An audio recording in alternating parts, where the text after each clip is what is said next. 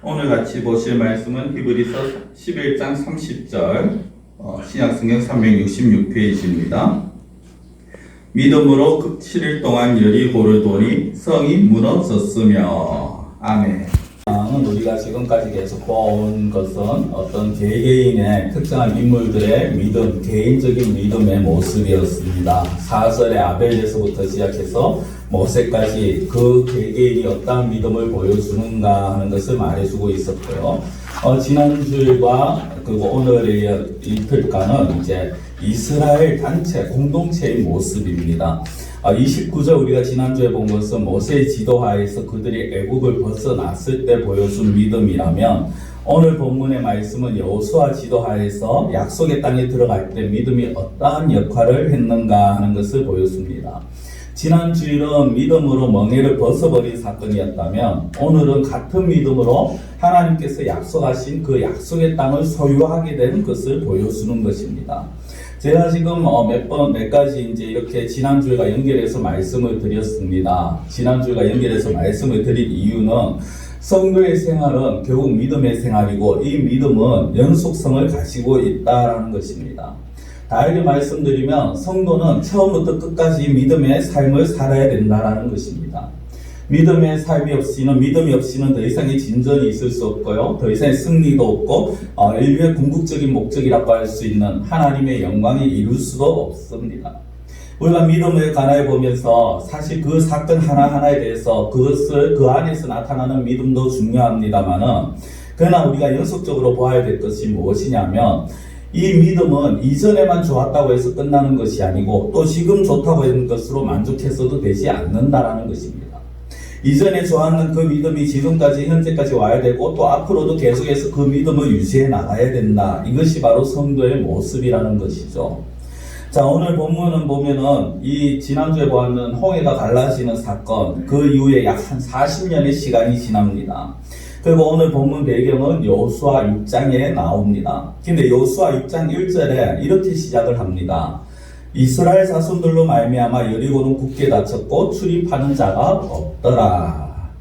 이스라엘 자손이 홍해를 건넌 후에 가는 생활을 하고요, 이제 요단강을 건너고 가나안 경계까지 왔습니다. 그 광야에서 수많은 일들이 있었고요.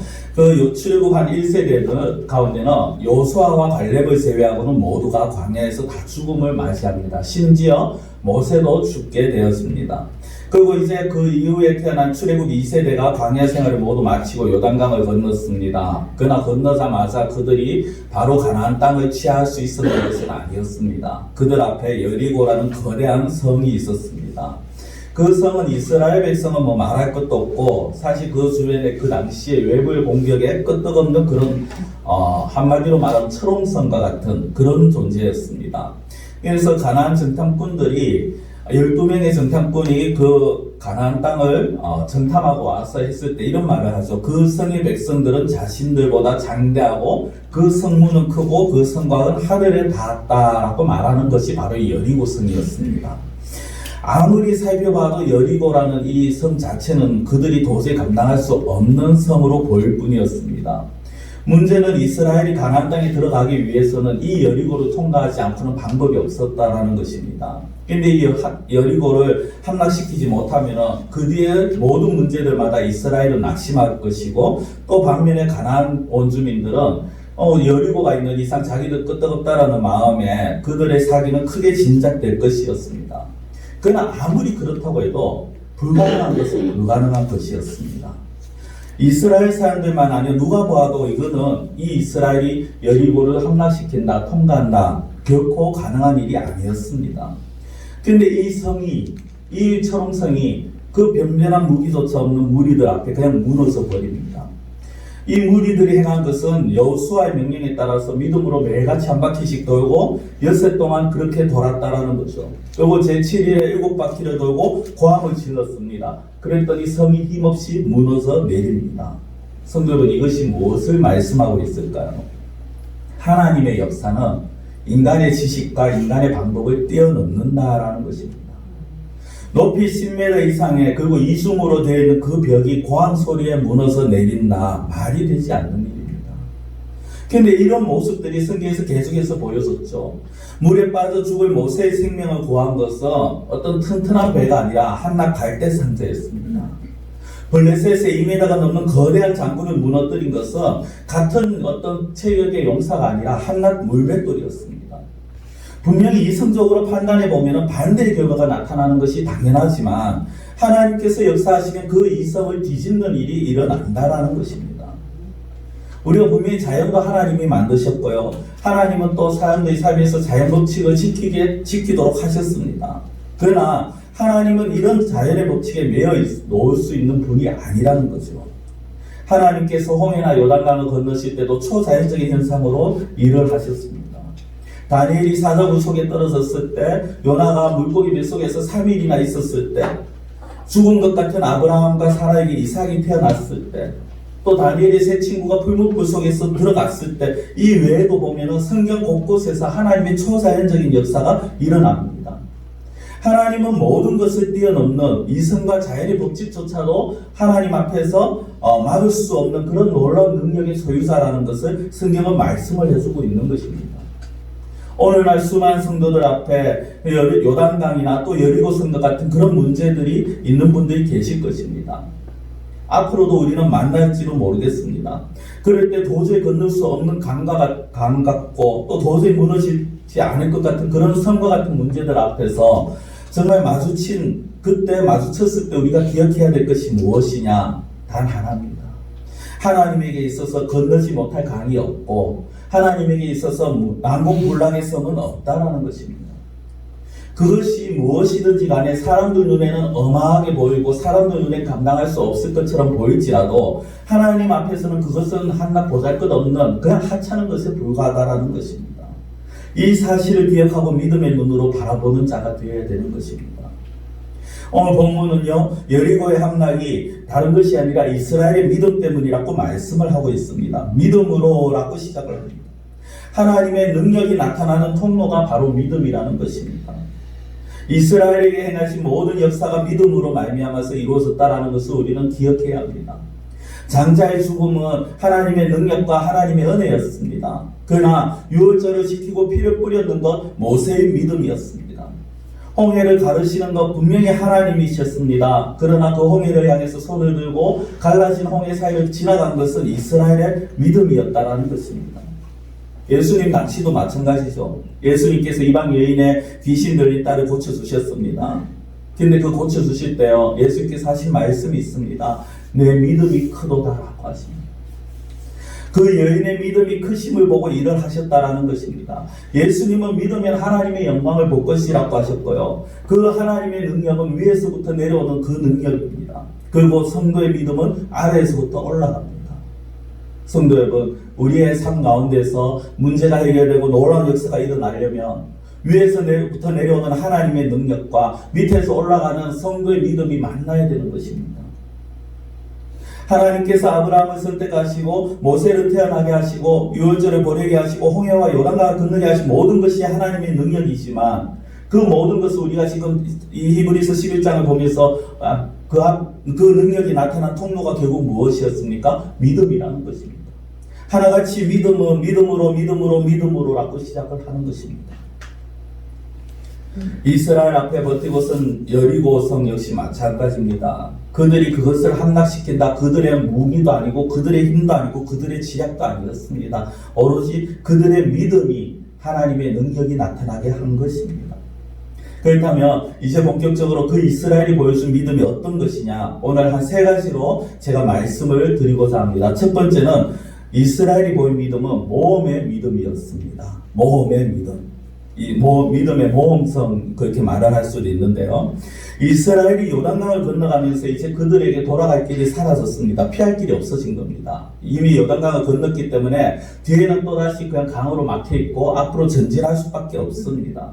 그들에게 있어서 이제 원수들 땅에 들어가서 그들이 승리하느냐 아니면 패하고 죽음을 맞이하느냐만 남아있습니다. 여리고 성을 하나님께서 도라고 하셨는데 도는 그 자체가 사실 위험천만한 일입니다. 그들이 성을 도는 동안에 아무 위험이 없을 것이라고 그 누구도 장담하지 못합니다. 그들이 방패를 가지고 그렇게 다니는 것도 아니었기 때문에 성을 도는 동안 성벽에서 화살을 쏜다든지 아니면 성 위에서 돌을 던지다든지 하면 그대로 당할 수밖에 없습니다. 이것이 모험이죠. 그런 상황에서도 불구하고 내가 그대로 하는 것 자체가 모험입니다. 목숨을 걸고 하는 것입니다. 하나님은 이런 모험의 믿음을 귀하게 여기셨다라는 겁니다. 많은 사람들이 안전한 것을 원합니다. 그리고 인생도 안정적이기를 원합니다. 그 신앙도 마찬가지로 현 상황에서 만족하고 그냥 큰 역사도 기대하지도 않고 바라지도 않으면서 그냥 이대로만 그냥 신앙생활하고 그냥 천국 갔으면 좋겠다. 그러기를 원하는 사람들도 사실은 상당수입니다. 그런데 성경에서 수많은 기적들의 모습을 보이면서 그렇게 하자고 하면은 그것이 참 좋은 모습이다라고 하지만 실제 자기들은 그런 모험을 하고 싶어 하지 않습니다. 너무나도 안정적인 것을 원합니다. 그러나 그런 것들은 안정적인 것이 아니라 오히려 불신앙의 모습이죠. 불신앙의 모습은 어떻습니까? 거대한 성 앞에서 주저앉아 버립니다. 겁을 먹습니다. 그냥 지금 이대로만 살아갈래, 평범하게 살아갈래, 그냥 대충 주일만 지키면서 넘어갈래. 그러나 믿음은 오히려 담대하게 나아가라고 그렇게 말씀을 하고 있습니다. 우리는 하나님께서 하신 말씀들을 반드시 이루실 것이라는 믿음을 가지고 있습니다. 그것을 믿습니다. 그러나 위험을 무릅쓰는 믿음은 꺼려 합니다. 하나님의 말씀이 아무리 좋고 하나님의 말씀이 아무리 맞지만 내가 위험을 무릅써야 하는 것이라면 그것은 잠시 보류하고 싶다라고 말을 합니다. 믿음의 사람들을 보십시오. 우리가 성경에서 나온 믿음의 사람들은 그렇지 않습니다. 믿음의 사람들은 위험을 무릅쓰고 앞으로 나아갑니다. 모세가 애굽왕 앞에 나아가는 자체가 사실 위험이었습니다. 애굽왕 앞에 나갔을 때 그 옆에 병사들이 자기를 죽여도 할 말이 없어요. 2m가 넘는 장수를 10대 소년이 물맷돌을 가지고 나아가는 것, 그것이 과연 안전하다라고 안정적이라고 누가 말할 수 있겠습니까? 850대 1로 싸우는 그것이 지혜로운 행동이라고 누가 말할 수 있겠습니까? 우상을 섬겨라, 그렇지 않으면 사자굴에 던져질 것이라는 그 바벨론 왕 앞에서 내가 한번 그냥 목숨을 살고 더 이후에 더 잘 믿으면 되겠지라는 그런 자가 현명한 것입니까? 아니면 내가 죽을지언정 절대 우상 앞에 절하지 않겠다라는 자가 현명한 것일까요? 믿음의 사람들은 이런 상황 속에서 안정적이고 현명하다라고 말할 수 있는 그런 것을 택한 것이 아니라 오히려 어떻게 보면 모험적이고 모험을 가지고 위험을 무릅쓰고 그렇게 나아갑니다. 하나님께서는 하나님의 백성들에게 은혜를 베풀어 주시기를 원하십니다. 그런데 그 은혜를 맛보려면요, 담대함으로 나아가야 합니다. 히브리서 4장 16절 말씀입니다. 그러므로 우리는 긍휼하심을 받고 때를 따라 돕는 은혜를 얻기 위하여 은혜의 보좌 앞에 담대히 나아갈 것입니다. 담대히라는 것은 배짱 있고 용감한 상태입니다. 하나님에 대해서 담대한 믿음을 가져야 하는 것입니다. 세상의 사람들이 볼 때, 인간적으로 봤을 때, 저 어리석은 거, 아이고 저 미련한 거, 저렇게 무모하게 어떻게 행동을 하느냐, 그렇게 말할 수 있겠습니다만은, 그러나 하나님의 백성당 담대함을 소유한 자가 은혜를 맛볼 수가 있는 것입니다. 내가 오늘 주의를 어겨도 그렇게 해서 일을 하게 되면 더 많은 것을 누릴 수 있고 그것으로 하나님께 더 많은 예물을 드릴 수 있다.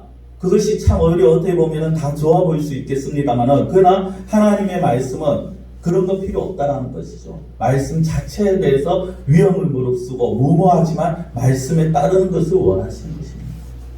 하나님이 원하심이라면 우리는 때로는 무모하게 그러나 담대하게 우리가 모험 정신으로 나아가는 자가 되어야 한다라는 것입니다. 자, 두 번째로 이스라엘이 보인 믿음은요, 순종의 믿음입니다. 나중에 집에 가셔서 댁에서 여호수아 6장을 한번 보십시오. 3절부터 5절까지 보면은 하나님께서 여호수아에게 이렇게 하라라고 말씀을 하십니다. 그리고 6절 이하에 보면 이스라엘이 그 말씀에 순종하는 모습을 보입니다. 하나님께서 하라고 하신 대로 행합니다. 하나님께서 하라고 하신 방법 그대로 움직입니다. 실제로 그 방법은 다른 거 없었습니다. 그냥 입을 다물고 여리고성을 도는 것밖에 없습니다. 여리고성에서 사람들이 보았을 때 어떤 모습일까요? 참 상당히 유치하고 우스꽝스러운 그런 모습일 겁니다. 그러나 이스라엘은 이 황당하고 우스꽝스러운 그 일을 말 그대로 말씀대로 행합니다. 그와 하나님께서 약속하신 대로 이 여리고를 이스라엘의 손에 붙이십니다.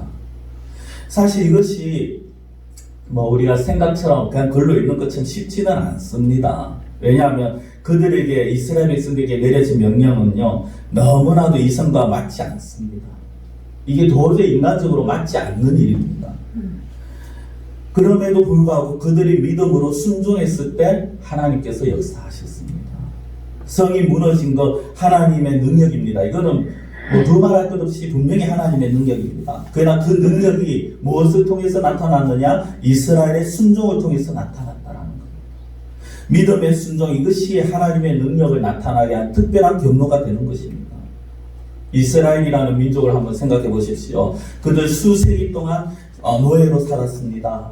그 노예 생활에서 이제 나왔지만 40년을 광야에서 보냅니다. 자기들을 애굽에서 인도하는 모세도 죽었습니다. 제대로 된 군사훈련 같은 거 받아본 적도 없습니다. 애굽에 있으면서 큰 민족을 이뤘지만은 사실상 노약자를 빼고 나면 그냥 오합지졸입니다. 아무 무기도 없습니다. 당시 철호성이라고 불리는 그 여리고성을 무너뜨릴 만한 어떤 방법도 어떤 병기도 없습니다. 그러나 그들에게 가장 강한 힘이 있었는데 그것이 무엇이냐? 바로 여호와 하나님이라는 것입니다.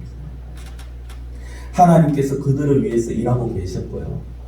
그들은 그 하나님의 말씀에 순종하기만 하면 되는 것이었습니다. 사실 이것이 그들이 광야에서 배우고 깨달은 사실이죠. 분명히 하나님은 인간에게 지혜를 주셨습니다. 지식도 습득하게 하셨습니다. 그리고 세상에 살아가면서 지혜롭게 하라고 말씀을 하십니다. 그러나 그 모든 것들 위에 있는 것이 무엇이냐? 바로 하나님의 말씀입니다. 성도 여러분, 우리에게 있어서 가장 중요한 것은요, 이 세상에서 지혜롭게 사는 것 중요합니다. 지식을 터득하는 것 중요합니다. 그러나 그 어떤 것이라 할지라도 하나님의 말씀이 가장 우선이 되어야 된다는 것을 기억하시기 바랍니다. 아무리 많은 것을 배웠다 해도, 아무리 똑똑한 사람이라 해도 하나님의 말씀에 순종하지 않는 사람은 하나님의 능력을 경험할 수 없고 하나님의 복을 받을 수가 없다는 것입니다. 성도 여러분, 이스라엘만이 아니죠. 신약시대를 한번 생각해 볼까요? 예수님 당시에 많은 무리들이 예수님 앞에 말씀을 듣고자 모였습니다. 근데 상당한 시간이 지났고 해가 저물 때가 되고 그들이 끼니를 이제 해결해야 됐습니다. 그때 예수님 앞에 놓인 것은 한 끼 식사밖에 되지 않는 보리떡 5개, 물고기 2마리입니다. 근데 예수님이 황당한 일을 행하십니다. 그것을 가지고 축사하시고 그냥 예수님만 드시면 참 될 건데 제자들에게 어이없는 무리한 요구를 말씀을 합니다. 무엇입니까? 이것을 가지고 와서 나눠주라고 합니다. 제자들이 생각했을 때 이미 그들은 그 앞에서 이 무리들을 먹이려면 얼마만큼의 돈이 들어가고 얼마만큼의 양식이 들어가니까 이미 다 계산이 끝난 상태였습니다. 그래서 도저히 그들을 할 수 없기 때문에 그들을 마을로 내려보내자라고까지 했는 제자들입니다. 그런데 예수님께서 그것을 나눠주라고 했을 때 보리떡 5개, 물고기 2마리, 우리가 생각하면 큰 떡, 큰 물고기도 아니고요. 정말 어떻게 보면 성인 한 끼 식사입니다. 도시락 하나입니다. 근데 그것이 나눠주라고 했을 때 자기들 이성에 맞지 않았지만, 계산이 맞지 않았지만 예수님께서 말씀하시기 때문에 순종합니다. 나눠줍니다. 나눠줬을 때 어떤 역사가 일어납니까? 남녀 다 합쳐서 대략 2만 명 이상의 사람들이 먹고 12바구니 이상의 그 물질이 남게 되는, 음식이 남는 그런 역사가 일어납니다. 이것이 바로 하나님께 순종할 때 일어나는 역사입니다. 하나님께서 이처럼 순종을 원하신다는 겁니다. 아무리 많은 봉사와 아무리 많은 예물과 수없이 예배를 드려도 순종치 않는 자를 하나님께서 기뻐하지 않는다는 사실을 우리는 알아야 합니다.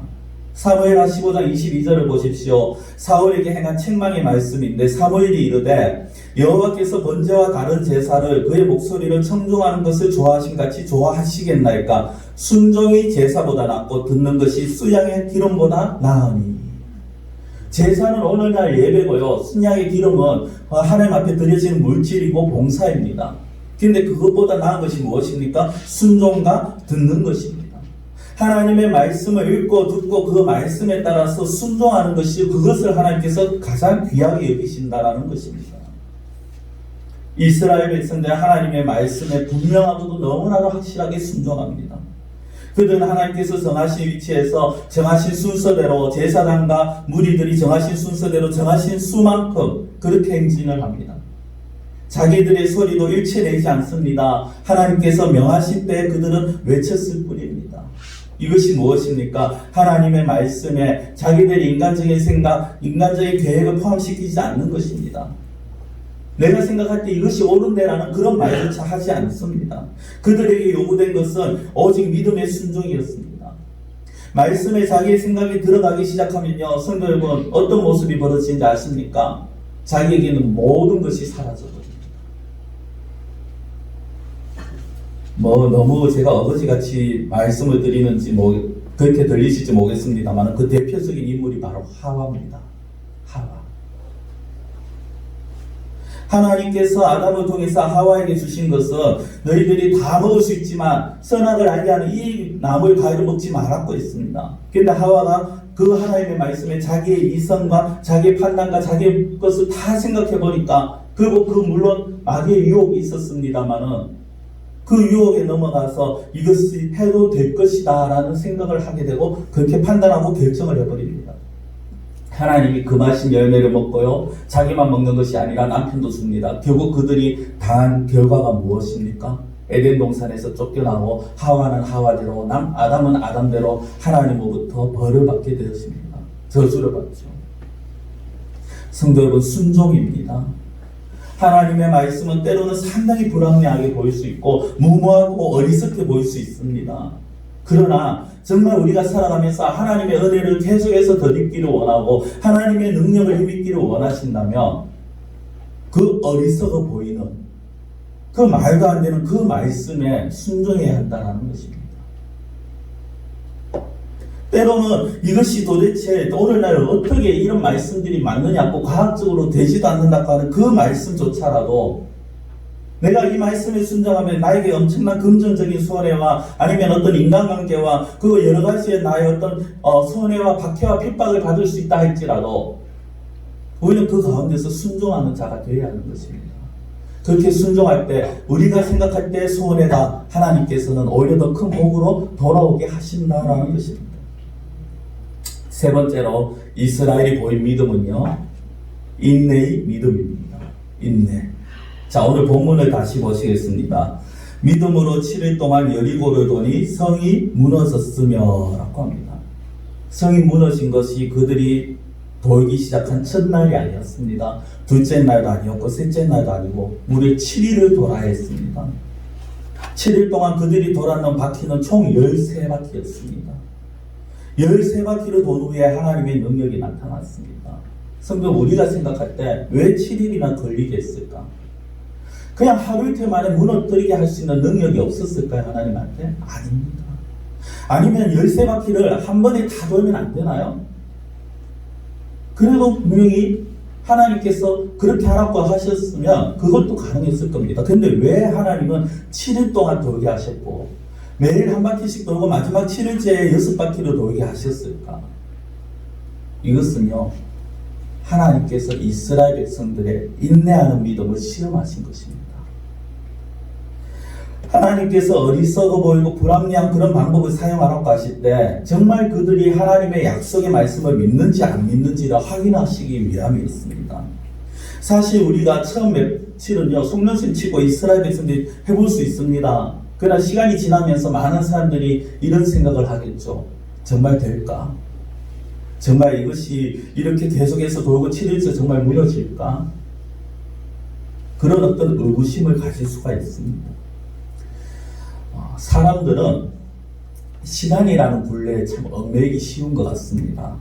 그래서 뭔가 문제를 해결하는데 당장 내 눈앞에서 문제가 해결되지 않으면요, 굉장히 초조하고 불안해하기 시작합니다. 기도를 하는데 이 문제가 좀 빨리 해결되고 내 병이 좀 빨리 고침받고 그랬으면 좋겠는데 그것이 시간이 걸리면은 하나님 내 기도를 듣기는 들으시는가? 정말 하나님께서 나에게 은혜를 베푸시긴 하시려는가? 굉장히 불안해합니다. 그러나 성도 여러분, 하나님께서 무엇이라고 하시느냐? 하나님께서는 기다리라라는 말씀을 하십니다. 자, 시편 37편 7절의 말씀입니다. 여호와 앞에 잠잠하고 참고 기다리라. 자기 길이 형통하며 악한 꾀를 이루는 자 때문에 불평하지 말지어다. 뒤에 자기 길이 형통하며 이 말씀은요, 불신자들이 자기 지혜로 행해서 세상에서 인정받고 세상에서 잘 나가는 자들 때문에 불평하지 말라라는 겁니다. 근데 그 앞에 어떻게 말합니까? 여호와 앞에 잠잠하고 참고 기다리라. 말은 참 쉽죠. 아마 무슨 문제 앞에서 정말 오랜 시간 고통 가운데 있고 어떤 답답한 문제 앞에 있는 자들에게 이렇게 말하면요, 아이고 말이야 쉽지, 이렇게 대답하실 겁니다. 그렇습니다. 우리가 우리 앞에 있는 문제들 때로는요 답답하고 고통스러울 때가 있습니다. 시간이 걸리기 때문에 더 그런 마음이 들 수 있습니다. 그러나 그렇다 할지라도 성도라면 원망과 불평이 아니라 하나님의 때에 하나님의 역사를 기다리는 인내가 필요하다라는 것입니다. 하나님의 약속의 말씀은요, 성도 여러분, 단 하나도 허튼 것이 없고요, 하나님의 약속의 말씀은 반드시 이루어집니다. 비록 그것이 우리 눈에 더디게 보일 수는 있습니다. 그리고 그것이 오랜 시간처럼 느껴질 수도 있습니다. 그러나 그렇다 할지라도 믿음으로 인내하며 기다리는 자가 되어야 합니다. 왜냐하면 하나님의 말씀은 반드시 응하시기 때문입니다. 많은 사람들이 이 부분에서 실패합니다. 심지어 믿음의 조상이라고 불리는 아브라함도요, 인내하는 믿음에서, 인내의 시험에서 실패의 모습을 보이기도 합니다. 어떻습니까? 사라가 아들을 낳지 못하고 시간이 오래됩니다. 그러니까 이 아브라함이 그만 조급한 마음에 어떤 일을 벌입니까? 하갈이라는 여성을 통해서 아들을 낳고자 합니다. 그 실수를 범해버리죠. 그런데 하나님은 그 하갈이 아니라 인간적으로 이미 늦었고 때가 지난 사라를 통해서 하나님께서 아들을 낳게 하시겠다라고 다시 말씀을 하십니다. 우리는 우리 속에 있는 조급증을 버려야 합니다. 이 조급증은요, 성도로 하여금 하나님의 말씀에 대해서 신뢰하지 못하게 합니다. 처음에 믿는 것 같은데 시간이 지나면서 이 하나님의 말씀보다 자꾸 세상으로 눈을 돌리게 합니다. 그러나 성도 여러분, 하나님에게는 하나님의 때가 있습니다. 이 때가 우리의 생각과 일치될 때도 있습니다. 그렇지 아니할 때도 있습니다. 하나님의 때, 이것이 언제인지 모르겠지만 하나님의 때에 하나님께서 여리고를 무너뜨리십니다. 하나님의 때에 하나님께서 문제를 해결해 주십니다. 저는 우리의 신앙에 있어서 이것이 가장 큰 단계일 것 같습니다. 내가 기도하지만 더디된다고 해서 낙심하거나 포기하는 것이 아니라 꾸준하게 기도하는 자. 성도는 갈라디아서 6장 9절에 바울이 이렇게 말을 합니다. 우리가 선을 행하되 낙심하지 말지니 포기하지 아니하면 때가 이름에 거두리라. 낙심하지 말고 포기하지 말자라는 겁니다. 왜? 낙심과 포기는 마귀가 주는 마음입니다. 우리는 하나님의 때를 기다려야 됩니다. 우리가 눈앞의 시간만 보입니다. 우리는 사실 이 육신을 입고 있고 시간이라는 굴레 속에 있기 때문에 지금 어떻게 보면 돌아가는 그 눈앞의 시간만 보이지만 하나님은 아닙니다. 하나님께서는 가장 좋은 때를 아십니다. 우리가 문제가 있을 때 이 문제를 해결할 때 가장 좋을 때를 아십니다. 그 가장 좋을 때 가장 좋은 것으로 주시겠다 하나님께서 계획하시고 일을 하신다라는 사실입니다. 말씀을 맺겠습니다. 성도 여러분, 이스라엘 앞에 세워져 있는 이 여리고성, 어쩌면 오늘날 우리와 마주한 수많은 문제들 중에 하나입니다. 우리는 이미 살아오면서 수많은 문제를 만났습니다. 그리고 앞으로도 수많은 문제들을 만나게 될 것입니다. 그럴 때 그 문제들을 어떻게 우리가 해결하겠습니까?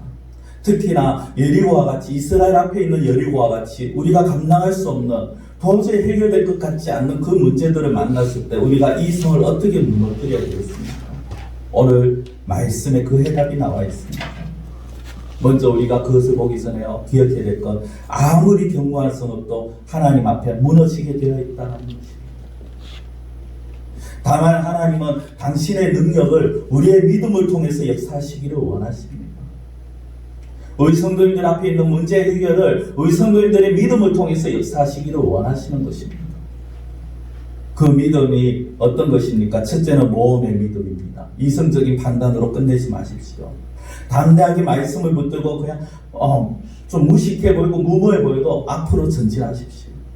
두 번째는 순종의 믿음입니다. 계산하지 맙시다. 하나님의 방법은 인간적인 계산기로 계산할 수 없습니다. 하나님의 방법은 오롯이 순종입니다. 순종을 가장 원하시는 하나님이십니다. 세 번째 믿음은 인내의 믿음입니다. 당장 해결되지 아니하고 안 된다고 해서 원망하거나 낙심하지 마십시오.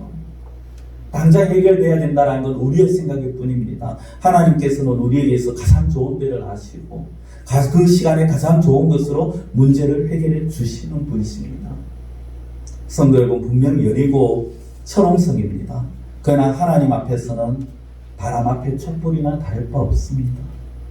여리고와 같은 그 문제를 만났을 때 성도 여러분, 그 문제를 보지 마십시오.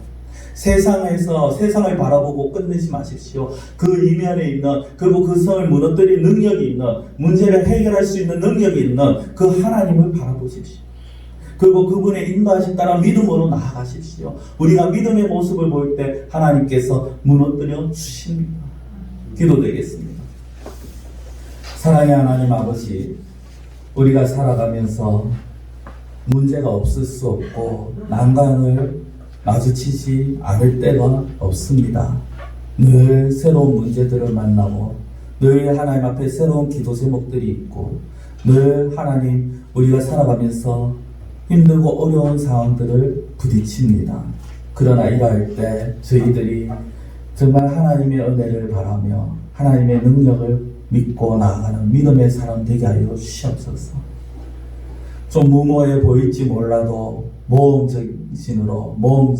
모험적으로 그 나아가는 저희들의 믿음이 되게 하여 주시옵시고, 하나님의 말씀이 인간의 지식과 너무나도 맞지 않는다 할지라도 그 말씀에 순종하는 순종의 믿음을 가지게 하시고, 지금 당장 그 말씀들이 응답되지 않는다 해도, 이루어지지 않는다 해도 낙심하지 않고 포기하지 아니하고 인내하며 기다릴 수 있는 인내의 믿음을 소유하는 자가 되게 하여 주시옵소서. 저희들의 믿음을 가지고 하나님 앞에 나아갈 때 하나님의 능력이 저희들의 믿음을 통하여서 크신 역사가 일어나는 줄 믿사옵나니, 하나님 문제를 보지 않게 하여 주시옵시고 여리고 성을 힘없이 무너뜨리는 능력의 하나님을 바라볼 수 있는 저희들이 되게 하여 주시옵소서. 간절히 원하고 예수님의 이름으로 기도드리옵나이다. 아멘.